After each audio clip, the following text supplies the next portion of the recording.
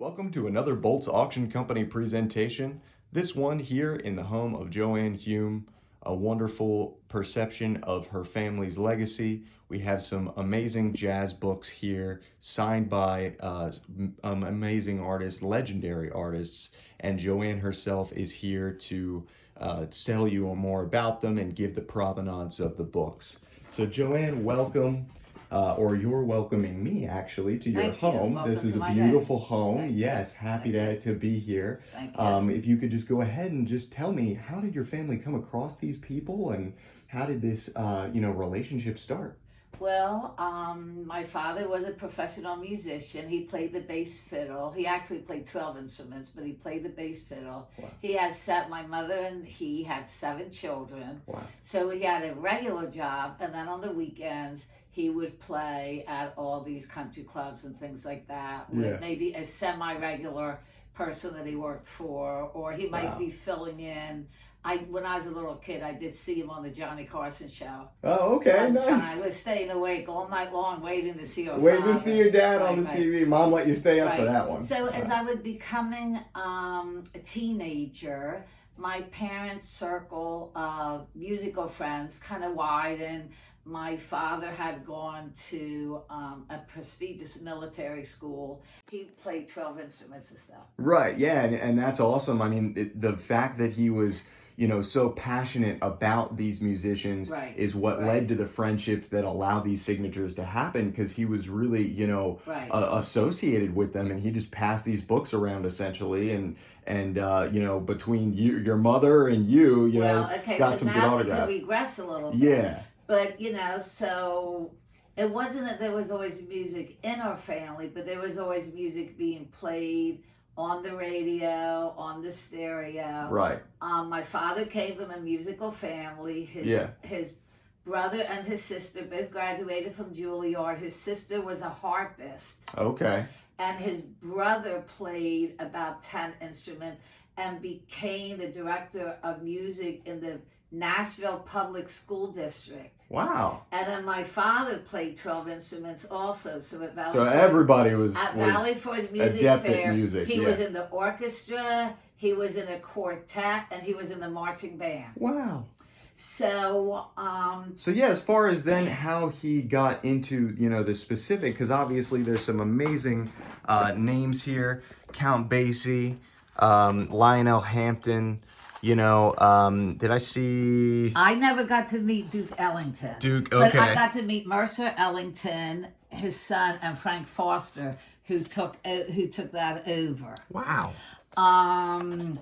And in my career as a high-end event producer, I could be down at the Spectrum in Philadelphia downstairs, and there would be like a $10 million fundraiser for Israel or a charity cause, and Tony Bennett would be downstairs. He liked to just hang out with the regular people. Yeah. My mother knew Tony Bennett pretty well, but because I didn't have the same relationship, I introduced myself and I called him Mr. Bennett. Right, as we were growing up, as a respectful thing. As teenagers, as we were growing up, it would depend my parents' relationship. Yeah. So Basie just always wanted to be called Basie. If I had one of our younger siblings was with us, they maybe had to call him Mr. Basie till he was like a certain age or something. Years. Yeah. And so really Mr. Basie for the most part, always went by his first name. But then we were friends with so many other musicians that eventually we were calling all of these adults by their first names. By their first names, yeah. But that was something that we never were allowed to do anyplace else. As a kid, right. So Al Gray, who's a very famous trombone player, and we're like good friends with his son, Al Gray Jr., and the legacy continues. Yeah. But he would come over all the time. It's funny, his kids always say to me, "Oh, we learned how to swim in your built-in pool." So so in the summertime though, we lived in Bucks County, and we were not very far from the Lambertville Music Fair, and not very far from the Valley Forge Music Fair. Yeah. So what was the tradition was, whether they were in the Philadelphia area or where they were, the band bus would come driving up our driveway. We had 4.5 acres, and we had this long driveway, and like 32 or 34 musicians would get out of the bus, and some of them would be playing golf on the front lawn, and some of them would be in our building pool, and we'd have cookouts. Right. And there were times you guys were the party house. Well, and I remember kind of Louis Belson and Pearl Bailey one time, and there were other people coming along.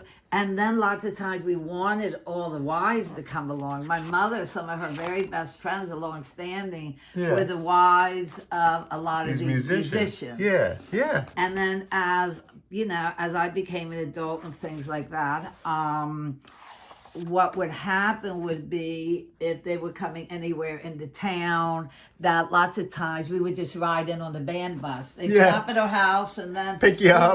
Right, exactly. You're friends of the musicians, friends of the family. Sure. Yeah. I remember no matter where it was, the Robin Hoodell, where it was, right? That happened. And right. Actually, when my parents had their 50th anniversary, we had a small party at the Plaza in New York, and Basie was playing that weekend. Yeah. And so Joe Williams, who was recognized in that era as the voice, the most beautiful jazz voice, he sang their special song for them. Wow. Lionel Hampton played, and it was just kind of a very, very, special moment. memory. Absolutely. Right. That is such a special memory. Having legends like that, playing for your family's thing, I think something everybody dreams of. And with our family sometimes. Right. Sadly, all 7 of us, none of us played an instrument. Oh, wow. Okay. We had so many varied things. Right. Other things that you were interested in. Do, and your parents supported those other interests. Right. You know what I mean? That's important. We have other historical things and stuff like that within our family. So there's so many hours in a day. But really, all my siblings and I, that was the best part of growing up, from the kids that were littler to the kids that were bigger. Yeah. They're just the best memories. And nowadays, when I run into somebody that was still from that era, or a relative, and as an event producer, you meet them all the time. Great. I'd be going to fabulous places in Philadelphia, and then I'd run into these people that you knew. Right, exactly. And then I'm sure the other people said, "Oh, well, there's a reason we hired her as the event planner." Well, I don't know if they said that.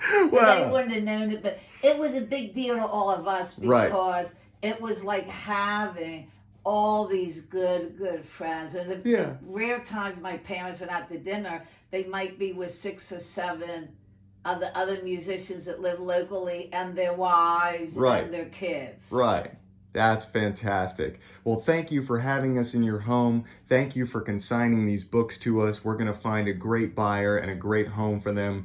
I think it's very important that you're able to share this with, the buyer and with the world, really, and make sure that somebody else can appreciate everything that you have kind of created and all the relationships that you've had through that. Well, and thank you. And I do want to say that, as you know, with my other family event situation, my other family relatives, I have put together a document that, that I am filling in and getting notarized to say that this is my great cousin. Right. So there's more stuff coming from the collection of Joanne Hume, everyone. And Boltz Auction Company is going to make sure that we present those items with care. So we'll see. Thank you so much. Thank you, David.